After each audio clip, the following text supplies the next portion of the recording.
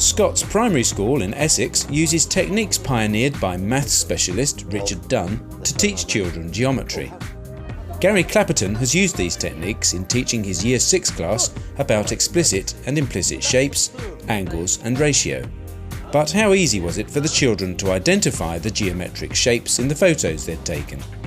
Was the interactive whiteboard a useful tool in teaching the lesson? And why did Gary have all the desks arranged in neat rows facing the front? Just some of the questions raised when head teacher and maths specialist Petula Allen discusses the lesson with Gary in the lesson review. There was a number of things that I was very impressed with. I was very impressed with the children's, their use of vocabulary, yes. Their knowledge of the properties of shape, when they refer to vertices, vertex, parallel lines. What do we call the corners of shapes? Jack? Vertices. Good boy, vertices. But that's the plural. If we've got just one corner in maths of a shape, what do we call it? Stanislav? Vertex. Very good. Yes, I was particularly pleased with all that work, which was revision work, and how well they remembered all of that, yes. And their concentration, the way they cooperated with each other. And for me, the way you linked real-life experiences to the mathematical properties yes. of shapes really brought the lesson alive to me. I was pleased with that because that was the first thing. I've never actually linked it to real life that closely before. So I was pleased with that as well, yes. Yeah. There was one part where the rectangle that you were referring to, right at the very beginning, you showed the children just how, by altering the size yes. of the rectangle on the whiteboard, it made no difference to the ratio of the sides yes. or the properties of the rectangle. If I move it around, the angles are still right angles. The sides are still the same ratio. I can turn the shape and it's still the same. Same ratio of sides, same right angles. I can even spin it round. Even though I'm a bit dizzy, I can still see it's the same shape. I could even make it smaller. I felt that was very powerful because children often get very confused. I think that does show how powerful the whiteboard can be. I can think of no other way of illustrating that as powerfully as you can on the whiteboard. Still got 4 right angles. Still the same ratio of 1:2. During the children's discussion about the implicit yes. and explicit shapes, and the way you moved around the classroom and talked to the children, yes. The way you'd arranged the furniture facilitated yes. that with ease. Is that one of the reasons why you have your desks arranged like that? I do have my desks arranged so I can, in this sort of lesson, move around very easily and see what they're doing. But also in this sort of lesson where I knew I was going to use the whiteboard an awful lot, I wanted them all to be facing the front, so they would have to turn around. They could all see the whiteboard very easily. But obviously in other lessons where I'm not using the whiteboard, we've got plenty of room. We can shift the desks around into little groups or whatever, or sometimes we have to push them back completely out of the way. It's very, very versatile. Who would like to come and show us on the whiteboard an explicit shape? Here, Michael, show us your shape. Now that's good to watch. Just seeing the confidence of the children going up to the whiteboard, yes, yes, drawing those shapes, that struck me. Yes. And they're always so eager to be out there using it. I know. It makes so much difference. Very motivational tool. And there's Jack, when it was too high for him to reach, and pulled it down. he pulled it down. Yeah. I wondered how you were going to cope with that. Again, that helps. I mean, in the old days when you had a blackboard, the child could not reach to the top of the blackboard. You just could not do it. I think there's a bit coming up now where you're asking the children to estimate the angle in the triangle, and I was really surprised by Jacob's first answer. Roughly, what would you say that angle is there? Jacob? 100 degrees. 100 degrees. So you think it's more than 90 degrees? Yes. Who thinks it's less than 90 degrees? When he came out with 100 degrees, that did throw me a little bit. I expected him maybe to say lower. I wasn't expecting higher than 90 degrees. So that threw me a little bit there. But then I think if you look, I asked Lauren, and she went completely the opposite way. Although she went below 90, she went 45. What do you think is the size of this angle then, Lauren? 45 degrees. Who thinks 45 is too small? I must admit, I panicked a bit in terms of, because I know you've done a lot of work with the children on angle, and I know children traditionally find estimation of angle difficult. So even though you've done all of that work, we came up with those two answers. I thought Lauren would have been much closer than that. Yes. Yeah. It was interesting when Greg moved towards 80. Yes. And then I think, was it Jack? Yes. That said something about 75. And they seemed to be referencing to 90 degrees. Yes. And I wondered if that would help them, that sort of reference to 90 degrees. What do you think, Greg? 80 degrees. Who agrees with Greg? It's about 80 degrees. So do I.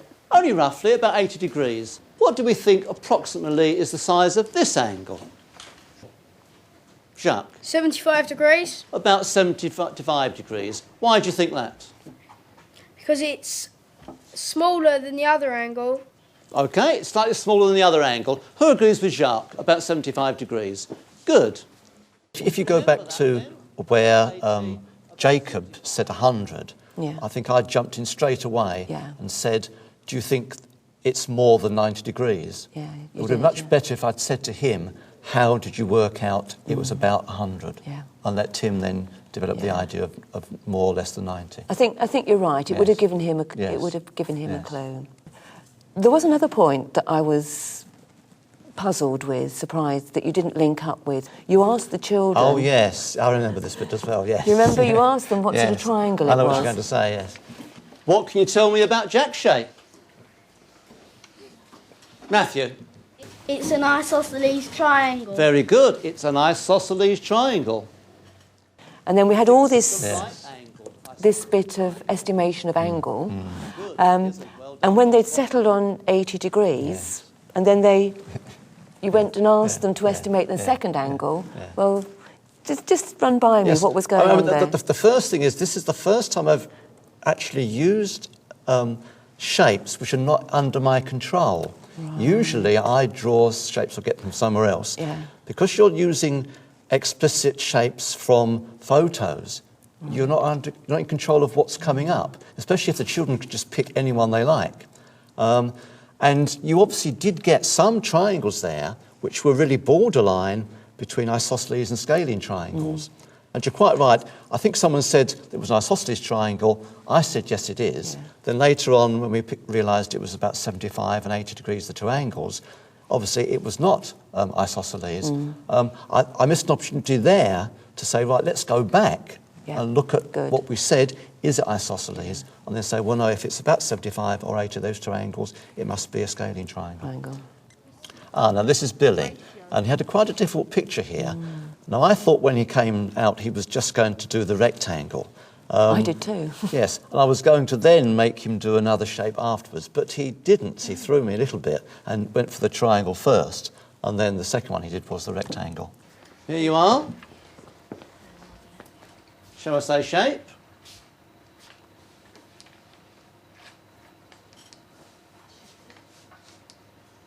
Good. Don't go away. But show us another one now. Yeah, I was really surprised by that, because it was covered with rectangles, and he chose that right angle triangle. Obviously, they were told to find 4, and he had found several. But I thought when he first came out, he would go for the obvious. Easy. What is it? George? It's a rectangle? Yes, it's a rectangle. Good. There was a point where Stanislav had found a shape, and he'd just partitioned it anywhere. And there's no real reason why he had partitioned it a certain way. So Stanislav, show me this implicit shape you've drawn on here. There. And what is it? A trapezium. Good. Would it be better, though, to maybe join the diagonals? Because this line here you could put almost anywhere. You could do this infinity along there, couldn't you? Yeah. Have a go at that. It wasn't wrong. But I was trying to get over to him, it might be better if he was to draw diagonals to bring out the explicit shapes. I'm not quite with you. Can you just do a little sketch yes, for me? if I just sketch this.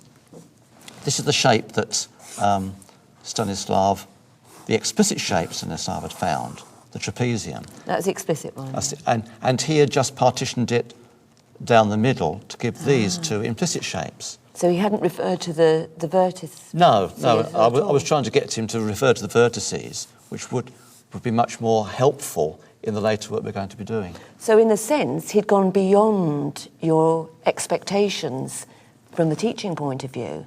And I suppose you weren't really No, I was prepared. expecting them to be doing diagonal lines, or maybe even drop a perpendicular from the vertices to make a right angle there.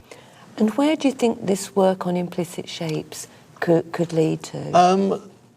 I mean, this, in a way, gives you a clue to where we could go next. For example, if they're trying to find areas of odd shapes like rooms, if you have a room this shape, they can then look for the implicit shapes and partition this to find the area much more easily. It's just that sort of Yes, thing that yes. children find very difficult. It is.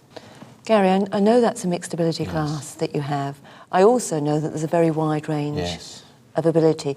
Can you tell me, just run by me, how you manage that within the context of the lesson? The main thing that helped with the lesson was having Kathy there. She had a small group to look after and help, as you can see. And from what I could see that was going on, she was doing extremely well. I did not have to really intervene at all. She was doing some very nice things with them. I think they got quite a lot out of it. Look, they're really enjoying that bit. Yes, although they took these photos themselves, this is actually the first time they've actually seen them. And I think it does help that they're using photos of things they've seen around the school to help them link the math story, when we actually draw the shapes, to the real life story in the photos. Yeah, but that's an implicit shape. That's an explicit one. Yeah, do that one. This one, it's another trapezium, but... The real life story is actually the buildings or things they've seen, but also we can call the photos the real life story. When we start drawing these shapes on the photo, that's the real story. But then when we completely take the shape away, so it's completely on its own, that is the math story. So they've just got the mathematics, they've just got the mathematical shape there with its properties and knowing that. That's Although the math important story. thing here is we've got to realise that in real life there are shapes all around them. I think that definitely came across. Yes. And the children really picked that up. And again, I was quite surprised by that. Yeah. I think one thing the lesson does show that real life helps to make sense of maths, but also that maths helps to make sense of real life. When you're drawing shapes from real life, what do you have to think about? The ratio of the sides. The angles. Well done.